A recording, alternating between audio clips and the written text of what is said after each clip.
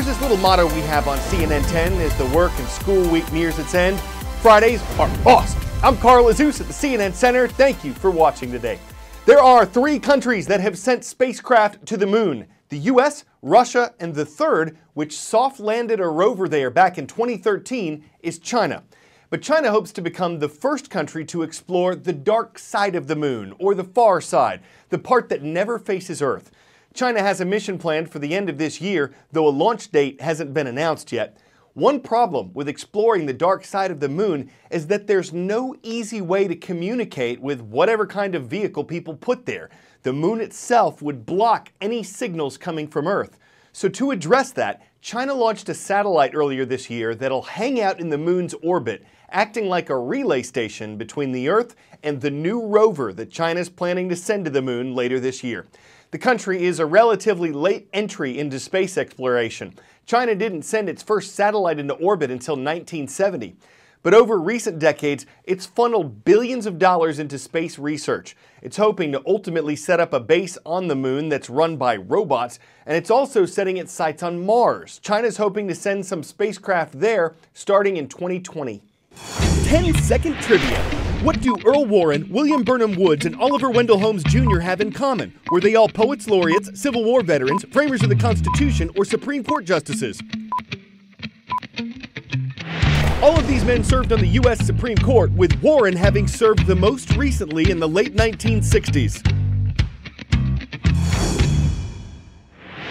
U.S. High Court is set to get a new justice. Those who serve there essentially stay as long as they want. In Article 3, Section 1, the U.S. Constitution states that Supreme Court justices, quote, shall hold their offices during good behavior. It does not set a limit for how long they can serve. Many justices have passed away while they were still on the High Court.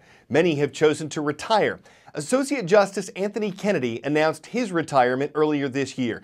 He's been serving since U.S. President Ronald Reagan appointed him in 1988. After Justice Kennedy set a date for his retirement, the next step was for President Donald Trump to nominate Kennedy's replacement. And on July 9th, the president named Judge Brett Kavanaugh as his nominee to serve on the High Court.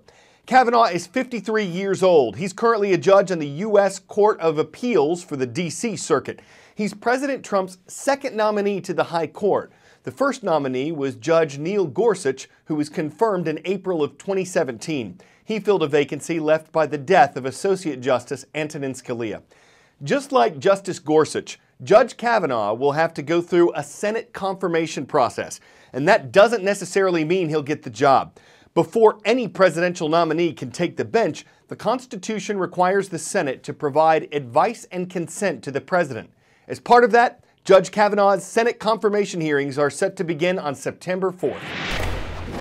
The Supreme Court in 60 seconds. You don't need any particular qualifications to be on the court. You just need a president willing to push you up Pennsylvania Avenue as his nominee. Brett Kavanaugh has that. So, what's next? At the Capitol, he'll meet with the Senate Judiciary Committee, 11 Republicans and 10 Democrats, who will have collected all sorts of information from colleagues and acquaintances and old court records, maybe even law enforcement. And they'll have a lot of questions for him about his resume and his legal opinions and his ideas, at the end of which they will vote to either confirm his nomination or to reject his nomination, or neither.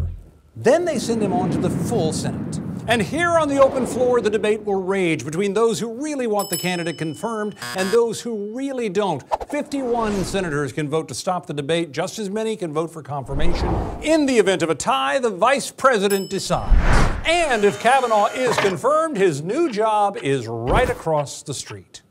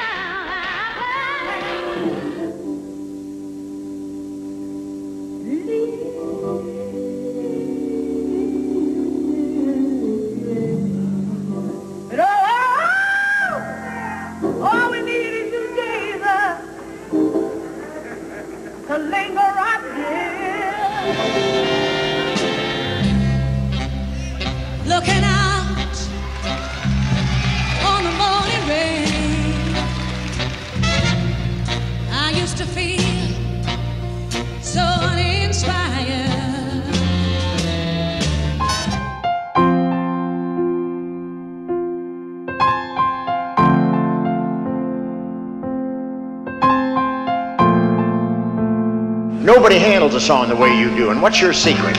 It's no secret. I just do my thing in my own way, and I hope people like it.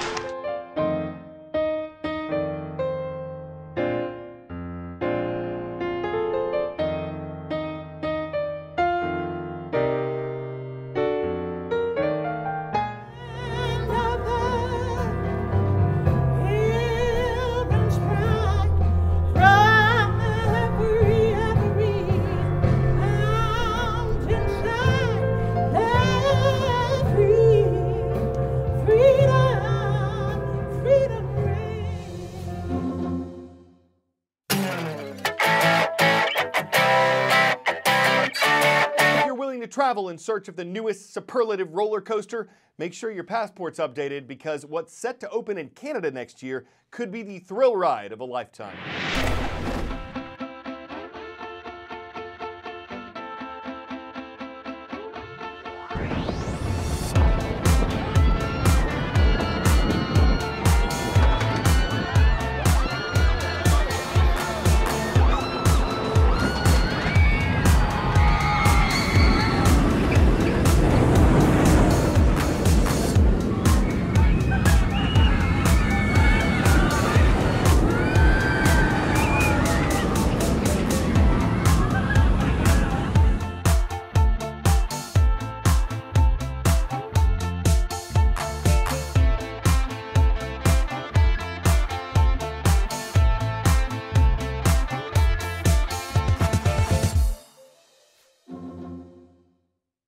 Is it worth tracking down? Would it take nerves of steel to ride it? There are many ups and downs in life, and whether you're the type to take the front seat or just sort of coaster through, every once in a while you find a ride that's to dive for.